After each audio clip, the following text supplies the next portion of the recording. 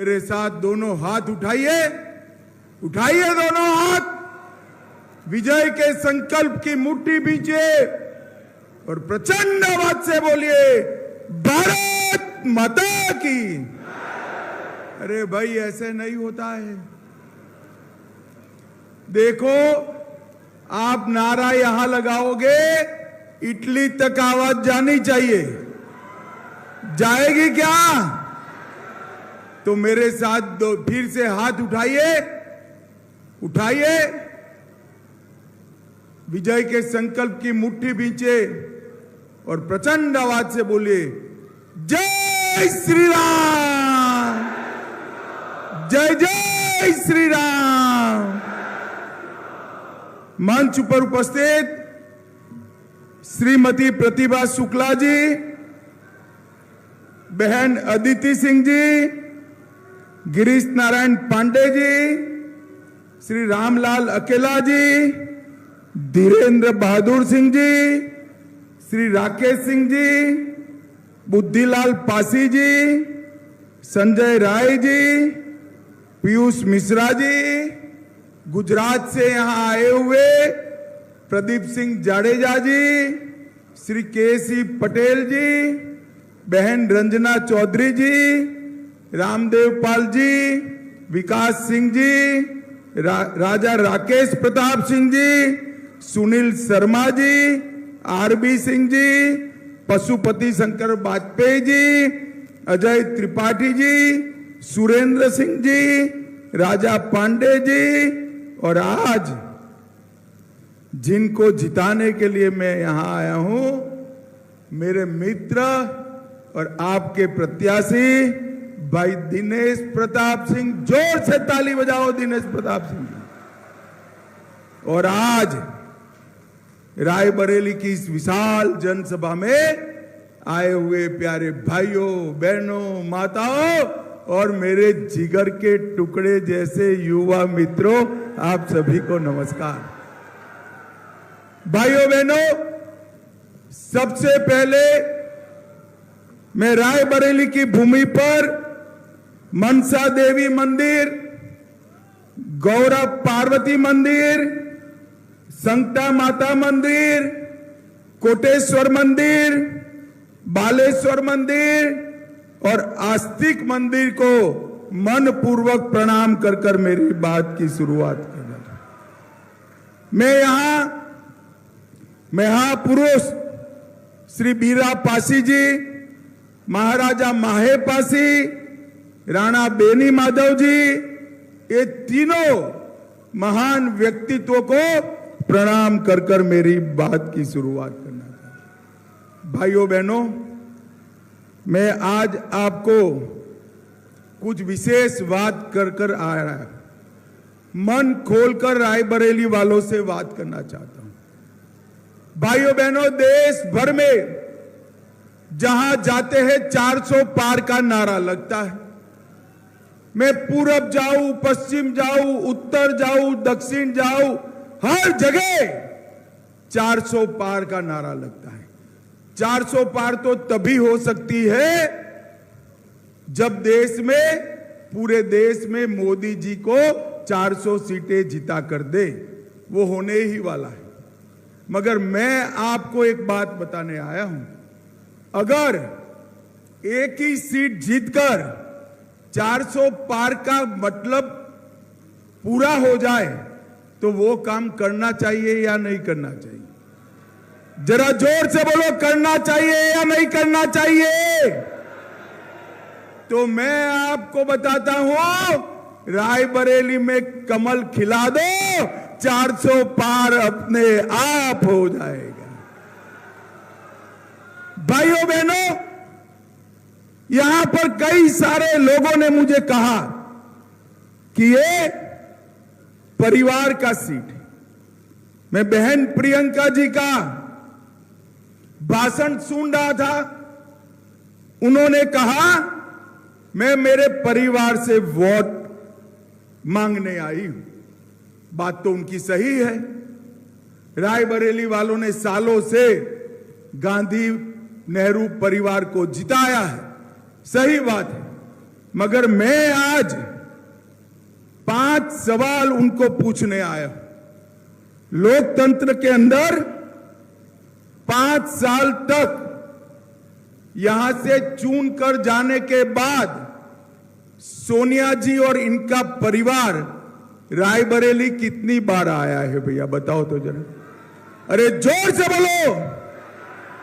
भाइयों बहनों, मैं इतना भी कहना चाहता हूं, चलो सोनिया जी की तबीयत थोड़ी नादुरुस्त रहती है, राहुल बाबा या प्रियंका बहन आए हैं? जरा मुझे बताओ, आए हैं क्या? भाइयों बहनों, मैं आज कहना चाहता हूं कि रायबरेली के अंदर ढेर सारी दुर्घटनाएं हुई, 3 दर्जन से ज्यादा बड़ी दुर्घटनाएं हुई। जैसे एनटीपीसी ऊंचायार में बॉयलर फट जाने से कई लोगों की मृत्यु हुई। यहां गांधी परिवार आया है क्या? अरे जोर से बोलो, आया है क्या? बछरावा में ट्रेन दुर्घटना में 50 लोग मारे गए, आया है क्या? नाव डूबने से आधे दर्जन लोग मारे गए, आए हैं क्या? तार गिरने से रोपाई कर रही 5 महिलाएं, गरीब महिलाएं झुलस कर मर गई, उनके घर कोई गया है क्या? 5 बच्चियां डूबकर मर गई, कोई गया है क्या? बहन प्रियंका, ये परिवार है आपका और हमारा दिनेश प्रताप, ये 5 में से एक भी घटना ऐसी नहीं है जहां घर पे बैठने के लिए नहीं गए। भाइयों बहनों, सांसद कैसा चाहिए? जनता की खुशी में खुशी हो और जनता के गम में गम को वहन करे, ऐसा सांसद चाहिए। मुझे बताइए, ये शाहजादे आज यहां वोट मांगने आए हैं, इतने सालों से वोट दे रहे हो, मेरे सामने विशाल जनसमूह 40-50 हजार का बैठा है, सांसद निधि से आपको कुछ मिला है क्या? जरा बोलो, मिला है क्या? उन्होंने खर्च पूरी की है, मैं हिसाब लेकर आया हूं, पूरा खर्चा किया है भाई। अब आप कह रहे हो मिला नहीं है, तो कहां गया? कहां गया? कहां गया? ये उनकी वोट बैंक में खर्च किया। भाइयों बहनों, आप उनकी वोट बैंक नहीं हो, आप उनकी वोट बैंक नहीं। 70% से ज्यादा सांसद राशि माइनॉरिटी में खर्च करने का काम सोनिया गांधी जी ने किया है। भाइयों बहनों, मैं आज आपको कहने आया हूं, पूरे उत्तर प्रदेश में, मैं बाद में बात करता हूं, मोदी जी ने विकास की बहार चलाई, मगर ये परिवार यहां एक बाड़ लगाकर बैठा है, विकास को रायबरेली में घुसने नहीं देता है। ये बाड़ा एक बार तोड़ दो, रायबरेली जनपद को हम उत्तर प्रदेश में नंबर 1 जनपद बनाएंगे, नंबर 1 जनपद। भाइयों बहनों, मुझे बताओ, ये कश्मीर जो है हमारा है या नहीं है? अरे जोर से बोलो, है या नहीं है? और जोर से बोलो, है या नहीं है? ये कांग्रेस के नेता खड़गे जी कहते हैं उत्तर प्रदेश और राजस्थान वालों को कश्मीर से क्या लेना देना है। खड़गे महाराज 80 पार कर गए, रायबरेली के लोगों को नहीं जान पाए। रायबरेली का बच्चा बच्चा कश्मीर के लिए अपनी जान दे सकता है। भाइयों बहनों, मुझे बताओ, कश्मीर से धारा 370 हटनी चाहिए थी या नहीं हटनी चाहिए थी? जोर से बोलो, हटनी चाहिए थी या नहीं हटनी चाहिए थी?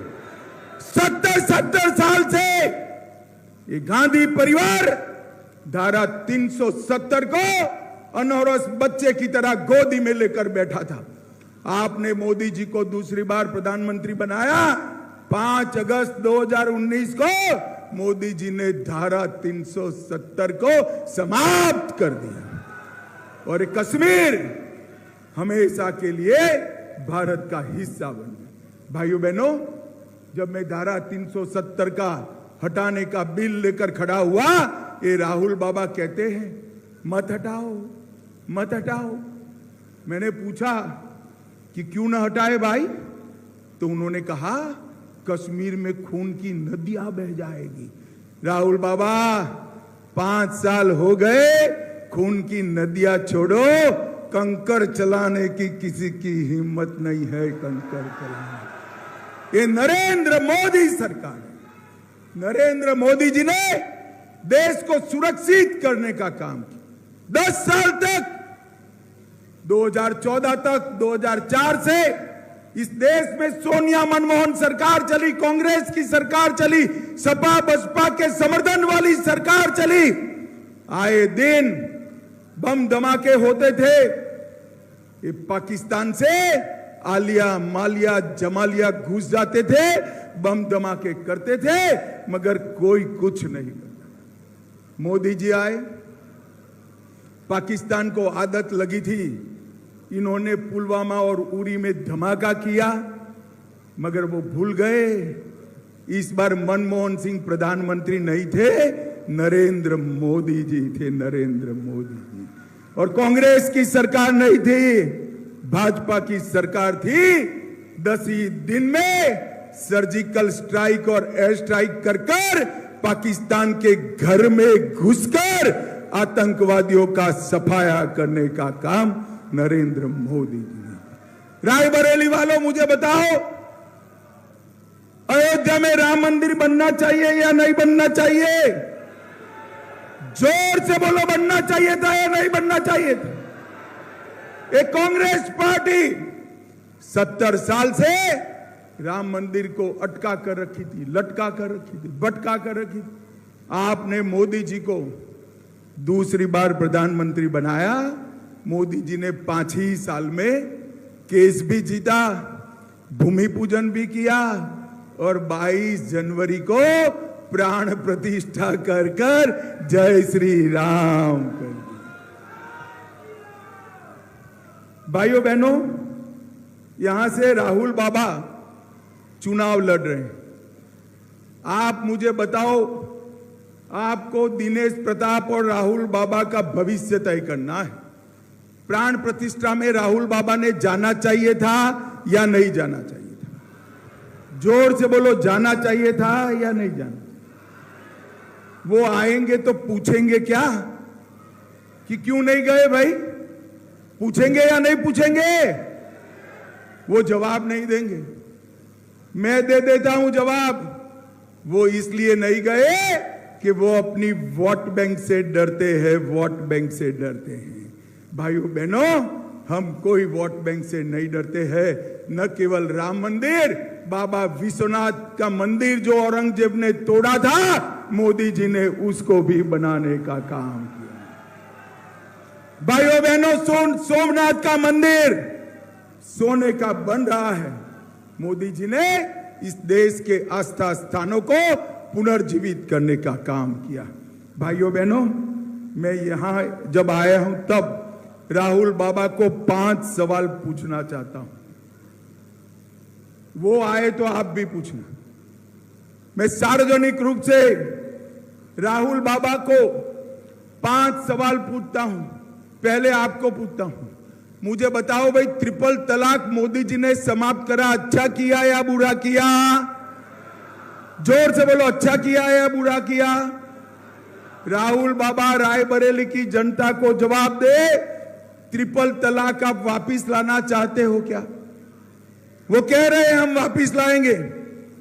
मैं आज पूछना चाहता हूं, पहले रायबरेली की जनता के सामने स्पष्ट करिए, आप ट्रिपल तलाक वापिस लाएंगे क्या? भाइयों बहनों, मुझे बताओ, इस देश में मुस्लिम पर्सनल लॉ की जगह कॉमन सिविल कोड यूसीसी होना चाहिए या नहीं होना चाहिए? जोर से बोलो, होना चाहिए या नहीं होना चाहिए? ये कहते हैं हम मुस्लिम पर्सनल लॉ लाएंगे। राहुल बाबा, इसका जवाब दीजिए। भाइयों बहनों, मोदी जी ने सर्जिकल स्ट्राइक की, वो अच्छा किया या बुरा किया? अरे जोर से बोलो, अच्छा किया या बुरा किया? ये राहुल बाबा सर्जिकल स्ट्राइक पर सवाल उठाते हैं। मैं उनको पूछना चाहता हूं, आप सर्जिकल स्ट्राइक का समर्थन करते हैं या नहीं करते? वो कहते हैं राम मंदिर के बारे में, मैं उनको पूछना चाहता हूं, राम मंदिर में आप दर्शन करने क्यों नहीं गए? इसका जवाब जरा राहुल बाबा दे। और भाइयों बहनों, अंत में राहुल बाबा रायबरेली की जनता को बताए कि धारा 370 हटाने का आप समर्थन करते हो या नहीं करते हो। ये पांचों चीजों का जवाब राहुल बाबा ने देना चाहिए। बाद में रायबरेली के लोगों के वोट मांगने चाहिए।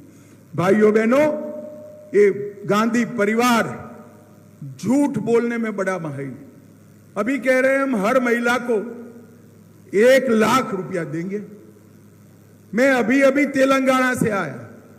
तेलंगाना चुनाव में उन्होंने कहा था हर महिला को 15,000 देंगे। वहां की महिलाएं उन्हें सरकार चुनकर दे दी। 15,000 नहीं, 1,500 रुपया भी नहीं दिया भैया। ये लोग झूठे वादे करने में माहिर है। छत्तीसगढ़ में 500 रुपया महीना देने का वादा किया था, पूरा नहीं किया। तेलंगाना में किसानों की कर्ज माफी करने का वादा किया था, वो पूरा नहीं किया। इनके वादे झूठे होते हैं। भाइयों बहनों, एक और झूठ बोल रहे हैं। वो कह रहे हैं कि मोदी जी को बहुमत दोगे, 400 सीट दोगे तो मोदी जी आरक्षण हटा लेंगे। रायबरेली वालों, मोदी जी को इस देश की जनता ने 10 साल से पूर्ण बहुमत दिया है। कितने साल से? जोर से बोले, कितने साल से? 10 साल में मोदी जी ने आरक्षण नहीं हटाया। मैं आज रायबरेली की जनता को मोदी गारंटी कहकर जाता हूं, संसद में जब तक एक भी संसद सदस्य भाजपा का है, हम SC, ST और OBC के आरक्षण को हटने नहीं देंगे, नहीं देंगे, नहीं। भाइयों बहनों, ये कांग्रेस पार्टी कर्नाटक में चुनकर आई, तेलंगाना में चुनकर आई। उन्होंने रातों रात मुसलमानों को आरक्षण दिया। और मुसलमानों को आरक्षण दिया किसका गया? 4% दिया, वो SC, ST, OBC का काट कर दिया। भाइयों बहनों, ये झूठ बोलने वाले लोग हैं और सालों से यहां से आते हैं। मैं आज कहने आया हूं, एक बार कमल खिला दो, हम रायबरेली को, मैं फिर से कहता हूं, यूपी का नंबर 1 जनपद बनाएंगे। भाइयों बहनों, अभी अभी ये राहुल बाबा के एडवाइजर है मणिशंकर अय्यर, उन्होंने कहा पाकिस्तान को सम्मान दो भाई, पाक ऑक्यूपाई कश्मीर की बात मत करो। क्यों ना करे? तो वो जवाब दे रहे हैं उनके पास एटम बम है, एटम बम। मुझे बताओ भाई, रायबरेली वालों, पाकिस्तान के पास एटम बम है तो पाक ऑक्यूपाई कश्मीर छोड़ना चाहिए क्या? अरे जोर से बोलो, छोड़ना चाहिए क्या? मैं आज आपको वादा कर कर जाता हूं, हम नहीं डरते हैं एटम बम से। पाक ऑक्यूपाई कश्मीर भारत का है और भारत से इसको कोई छीन नहीं सकता। ये फारूक अब्दुल्ला हमें डराते, ये मणिशंकर अय्यर डराते और राहुल बाबा चुपचाप मजा देखते। राहुल बाबा, रायबरेली की जनता के सामने पाक ऑक्यूपाई कश्मीर पर आपका स्टैंड तय करो। हमें तो नाज है कि पाक ऑक्यूपाई कश्मीर हमारा है और भारत का दावा इस पर हमारा हमेशा बना रहेगा।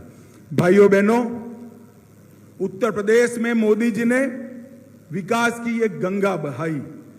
Purvanchal express, Bundelkhand express, Gorakhpur express, Ballia express, Ganga express, लगभग 14 एक्सप्रेस वे बनाकर उत्तर प्रदेश का विकास किया।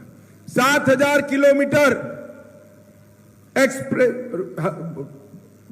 नेशनल हाईवे छोड़े थे, हम 12,000 किलोमीटर पर ले गए।